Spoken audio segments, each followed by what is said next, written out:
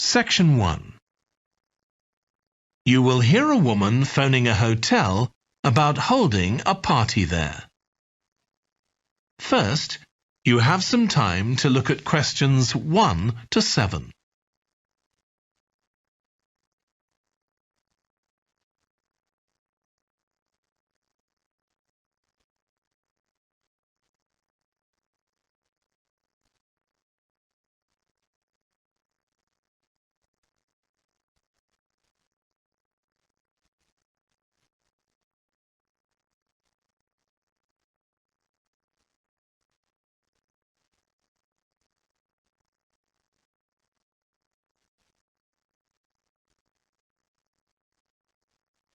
You will see that there is an example that has been done for you. On this occasion only, the conversation relating to this will be played first. Good morning, Clare House Hotel. Andrew speaking. I'm the events manager. Andrew is the events manager. So events has been written in the space. Now we shall begin. You should answer the questions as you listen because you will not hear the recording a second time. Listen carefully and answer questions 1 to 7. Good morning, Clare House Hotel. Andrew speaking. I'm the events manager. Good morning, Andrew. My name's Samantha. I'm arranging a party for my parents' 50th wedding anniversary, and I'm ringing to ask about hiring a room sometime next September. Also, my parents and several of the guests will need accommodation. OK, I'm sure we can help you with that. Will you be having a sit-down meal or a buffet? Probably a sit-down. And do you know how many people there'll be? Around 80, I think. Well, we have 2 rooms that can hold that number. One is the Adelphi room. That can seat 85, or hold over 100 if people are standing for a buffet. Right.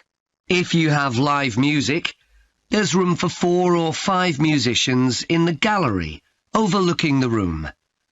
Our guests usually appreciate the fact that the music can be loud enough for dancing, but not too loud for conversation. Yes, I really don't like it when you can't talk. Exactly. Now, the Adelphi room is at the back of the hotel, and there are French windows leading out onto the terrace. This has a beautiful display of pots of roses at that time of the year. Which direction does it face? Southwest. So that side of the hotel gets the sun in the afternoon and early evening. Very nice. From the terrace, you can see the area of trees within the grounds of the hotel, or you can stroll through there to the river.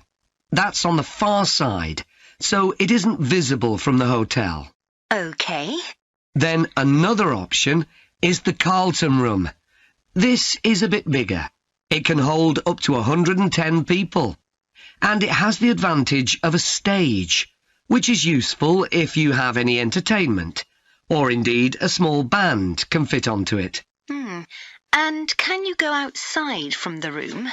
No, the Carlton room is on the first floor, but on one side the windows look out onto the lake. Lovely. I think either of those rooms would be suitable. Can I tell you about some of the options we offer in addition? Please do. As well as a meal, you can have an MC, a master of ceremonies, who'll be with you throughout the party. What exactly is the MC's function? I suppose they make a speech during the meal, if we need one, do they? That's right. All our MCs are trained as public speakers, so they can easily get people's attention. Many guests are glad to have someone who can make themselves heard above the chatter. And they're also your support. If anything goes wrong, the MC will deal with it, so you can relax. Great. I'll need to ask you about food, but something else that's important is accommodation. You obviously have rooms in the hotel, but do you also have any other accommodation? Like cabins, for example? Yes, there are 5 in the grounds, all self-contained. They each sleep 2 to 4 people and have their own living room, bathroom and small kitchen. That sounds perfect for what we'll need. Before you hear the rest of the conversation, you have some time to look at questions 8 to 10.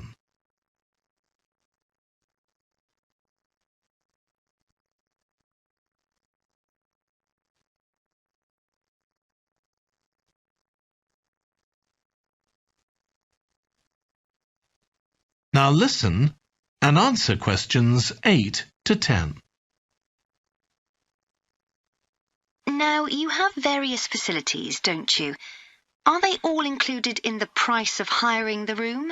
The pool, for instance? Normally you'd be able to use it, but it'll be closed throughout September for refurbishment, I'm afraid. The gym will be available, though, at no extra charge.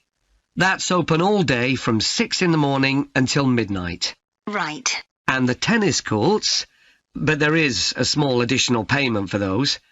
We have 4 courts, and it's worth booking in advance, if you possibly can, as there can be quite a long waiting list for them. Right. Now, could we discuss the food? This would be dinner around 7 o'clock, and... That is the end of section 1. You now have half a minute to check your answers.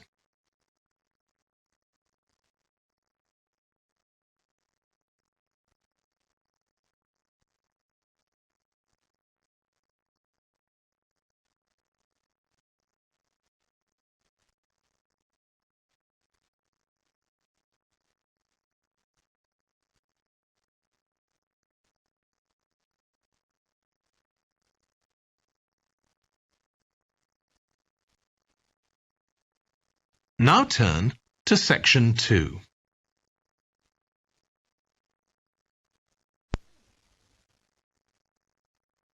Section 2.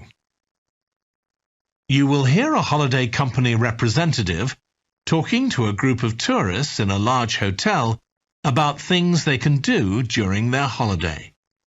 First, you have some time to look at questions 11 to 16.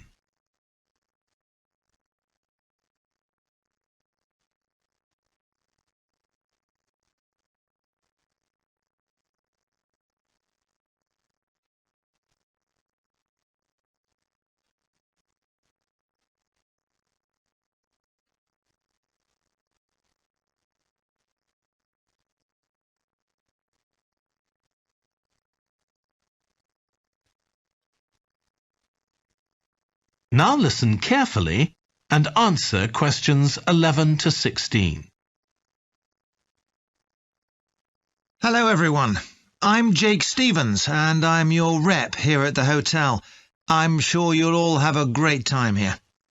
So, let me tell you a bit about what's on offer. I'll start by telling you about some of the excursions that are available for guests. One thing you have to do while you're here is go dolphin watching. On our boat trips, we pretty well guarantee you'll see dolphins. If you don't, you can repeat the trip free of charge. We organise daily trips for just €35. Unfortunately, there aren't any places left for this afternoon's trip, but come and see me to book for later in the week. If you're energetic, I'd recommend our forest walk.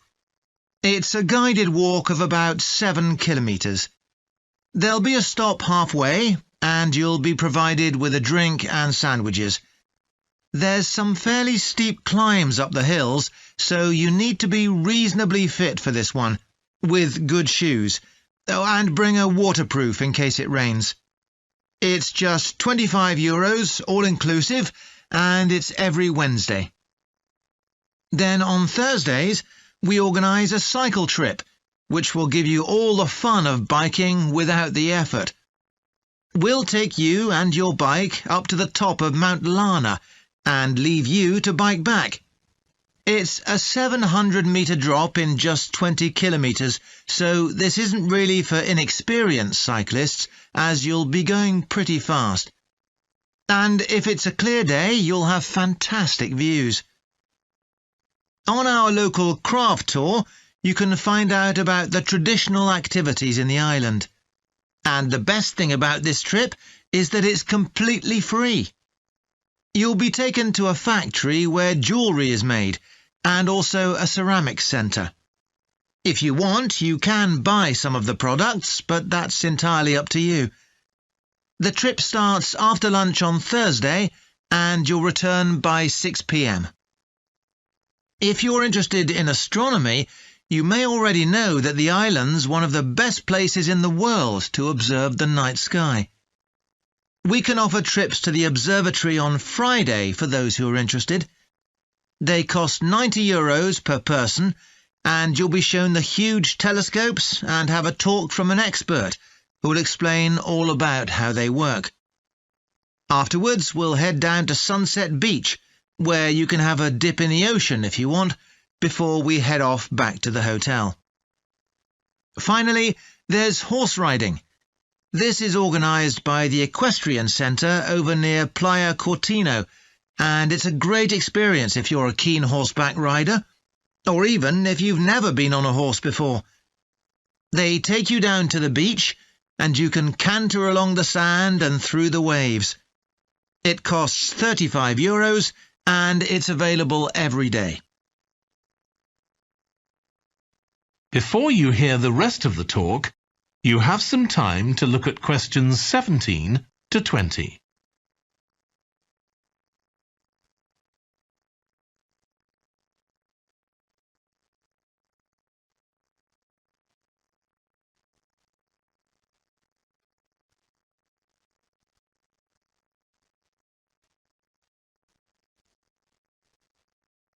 Now listen and answer questions 17 to 20. So, there's plenty to do in the daytime, but what about nightlife? Well, the number one attraction's called Musical Favourites.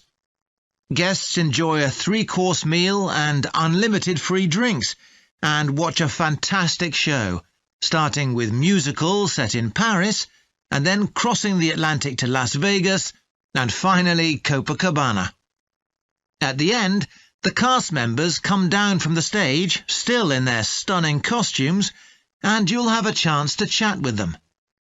It's hugely popular, so let me know now if you're interested, because it's no good leaving it until the last minute.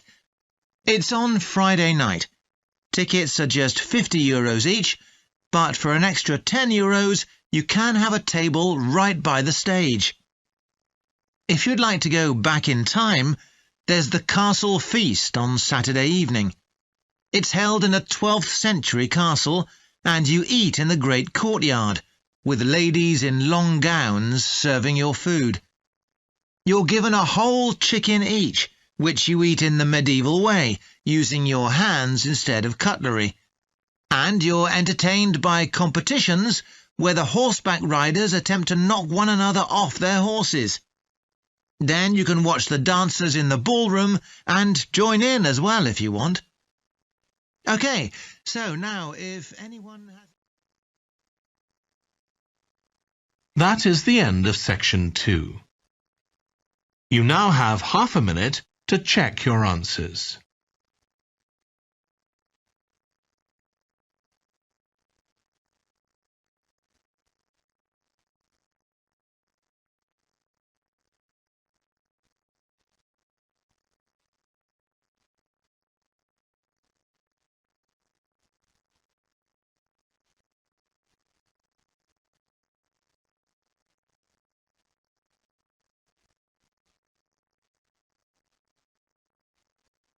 Now turn to section 3.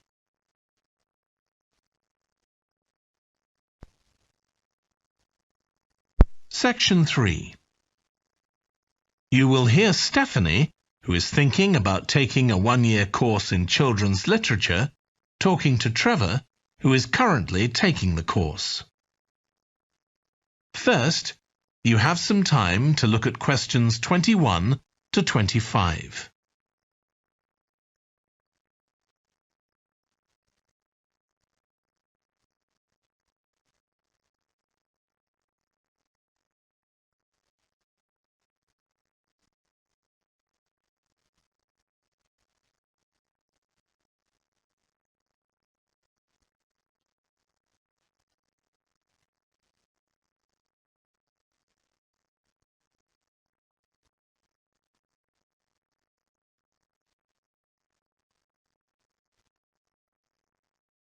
Now listen carefully and answer questions 21 to 25. Hello, Trevor. Hello, Stephanie. You said you wanted to talk about the course I'm taking on literature for children. That's right. I'm thinking of doing it next year, but I'd like to find out more about it first. OK, well, as you probably know, it's a one-year course. It's divided into 6 modules, and you have to take all of them. One of the most interesting ones, for me at least, was about the purpose of children's literature. You mean whether it should just entertain children or should be educational as well? Right, and whether the teaching should be factual, giving them information about the world, or ethical, teaching them values. What's fascinating is that the writer isn't necessarily conscious of the message they're conveying. For instance, a story might show a child who has a problem as a result of not doing what an adult has told them to do, implying that children should always obey adults. Oh, I see what you mean. That module made me realise how important stories are. They can have a significant effect on children as they grow up. Actually, it inspired me to have a go at it myself, just for my own interest. I know I can't compete with the really popular stories, like the Harry Potter books. They're very good. And even young kids like my 7-year-old niece love reading them. I'm very interested in illustrations in stories. Is that covered in the course? Yes, there's a module on pictures and how they're sometimes central to the story. That's good. I remember some frightening ones I saw as a child, and I can still see them vividly in my mind years later. Pictures can be so powerful, just as powerful as words. I've always enjoyed drawing, so that's the field I want to go into when I finish the course. I bet that module will be really helpful. I'm sure it will. We also studied comics in that module, but I'm not convinced of their value, not compared with books. One of the great things about words is that you use your imagination, but with a comic you don't have to. But children are so used to visual input on TV, video games and so on. There are plenty of kids who wouldn't even try to read a book, so I think comics can serve a really useful purpose. You mean it's better to read a comic than not to read at all? Yes, I suppose you're right. I just think it's sad when children don't read books. What about books for girls and books for boys? Does the course go into that? Yes, there's a module on it. For years, lots of stories, in English at least, assumed that boys went out and did adventurous things and girls stayed at home and played with dolls. I was amazed how many books were targeted at just one sex or the other. Of course, this reflects society as it is when the books are written. That's true. So it sounds as though you think it's a good course. Definitely. Before you hear the rest of the discussion, you have some time to look at questions 26 to 30.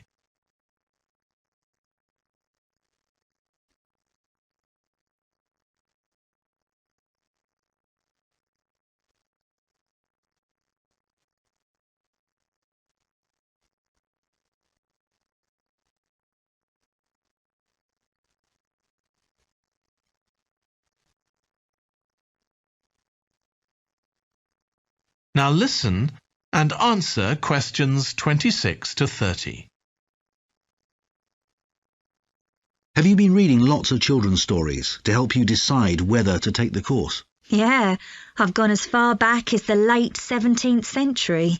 though I know there were earlier children's stories. So does that mean you've read Perrault's fairy tales, Cinderella, the Sleeping Beauty, and so on? Yes, they must be important because no stories of that type had been written before. These were the first. Then there's the Swiss Family Robinson. I haven't read that. The English name makes it sound as though Robinson is the family's surname, but a more accurate translation would be the Swiss Robinsons, because it's about a Swiss family who are shipwrecked, like Robinson Crusoe in the novel of a century earlier. Well, I never knew that. Have you read Hoffmann's The Nutcracker and the Mouse King? Wasn't that the basis for Tchaikovsky's ballet, The Nutcracker? That's right. It has some quite bizarre elements. I hope you've read Oscar Wilde's The Happy Prince. It's probably my favourite children's story of all time. Oh, mine too. And it's so surprising because Wilde is best known for his plays, and most of them are very witty, but The Happy Prince is really moving. I struggled with Tolkien's The Lord of the Rings. 3 long books, and I gave up after 1. It's extremely popular, though. Yeah, but whereas something like The Happy Prince just carried me along with it, The Lord of the Rings took more effort than I was prepared to give it. I didn't find that. I love it. Another one I've read is Warhorse. Oh, yes, it's about the First World War, isn't it? Hardly what you'd expect for a children's story. Exactly, but it's been very successful. Have you read any... That is the end of section 3. You now have half a minute to check your answers.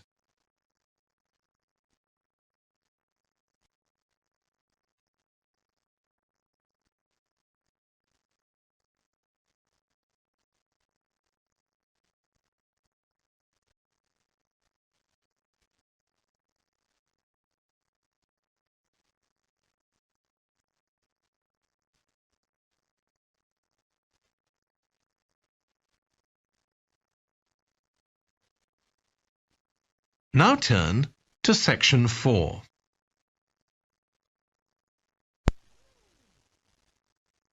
Section 4.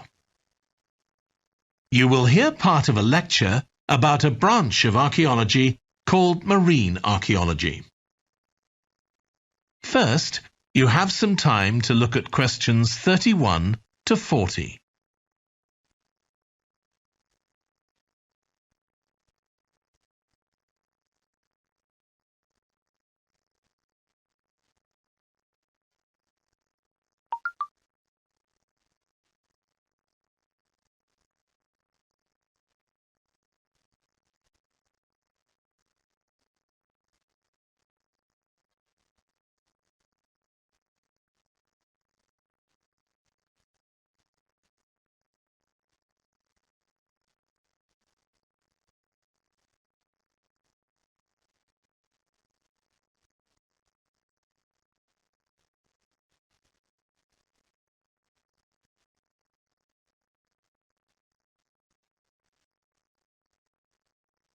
Now listen carefully and answer questions 31 to 40.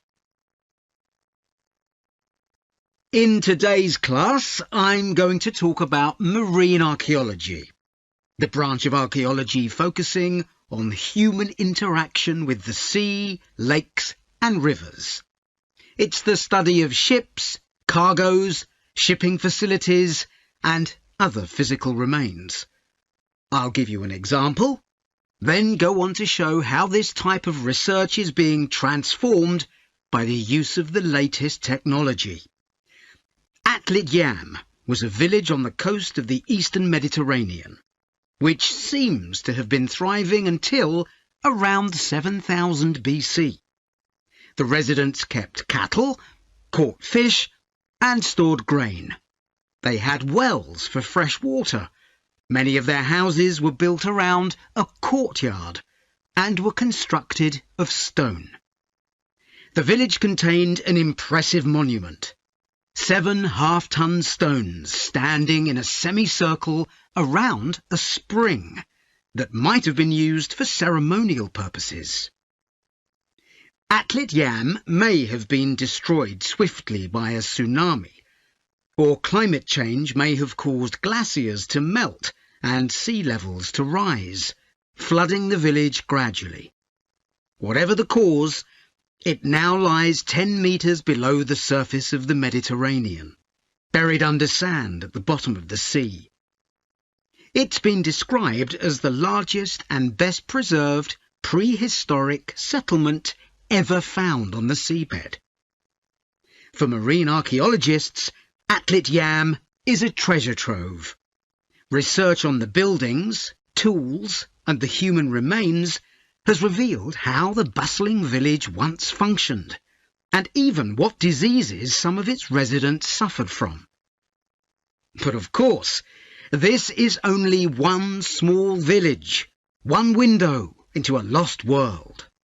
For a fuller picture, researchers need more sunken settlements, but the hard part is finding them.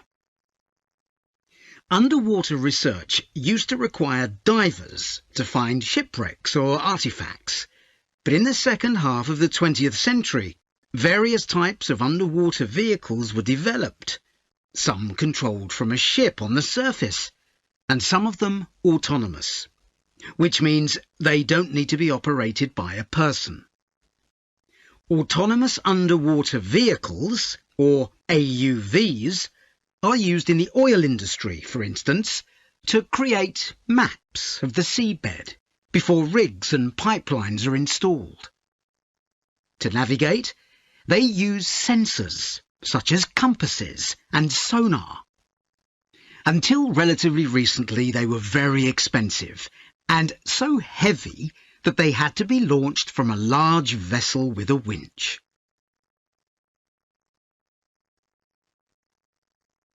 But the latest AUVs are much easier to manoeuvre. They can be launched from the shore or a small ship, and they're much cheaper, which makes them more accessible to research teams. They are also very sophisticated. They can communicate with each other and, for example, work out the most efficient way to survey a site or to find particular objects on the seabed. Field tests show the approach can work. For example, in a trial in 2015, 3 AUVs searched for wrecks at Marzi off the coast of Sicily. The site is the final resting place of an ancient Roman ship, which sank in the 6th century AD, while ferrying prefabricated marble elements for the construction of an early church.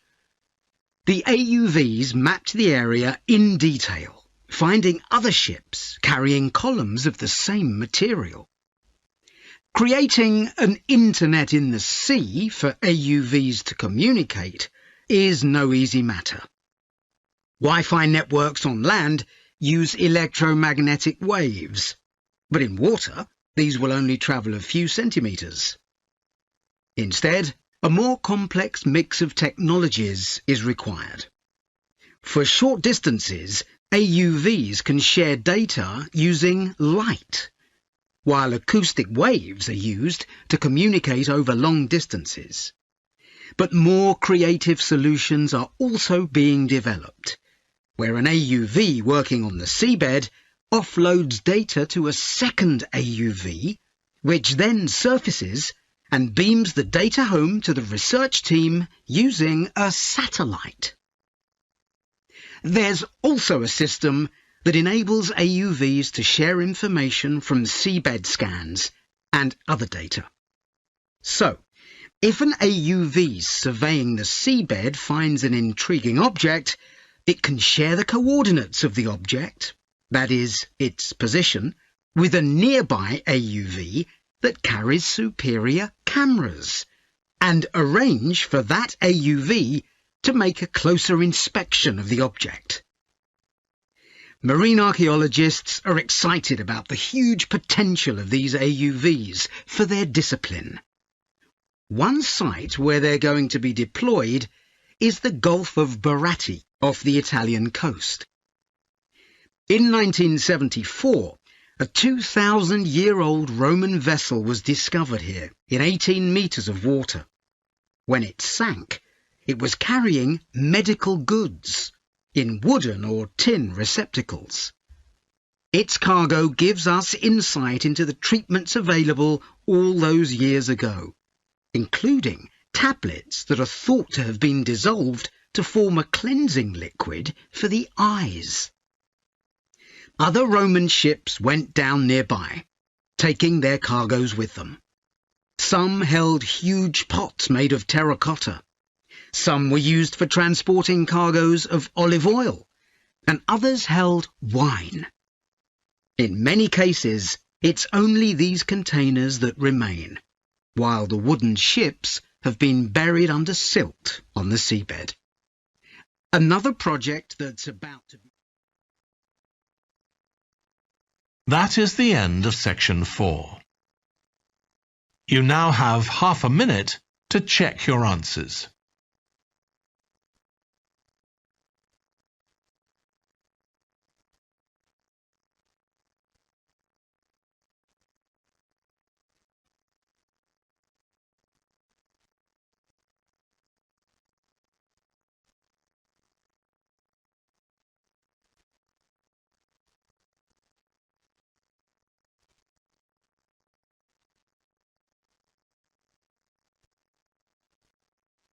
That is the end of the listening test.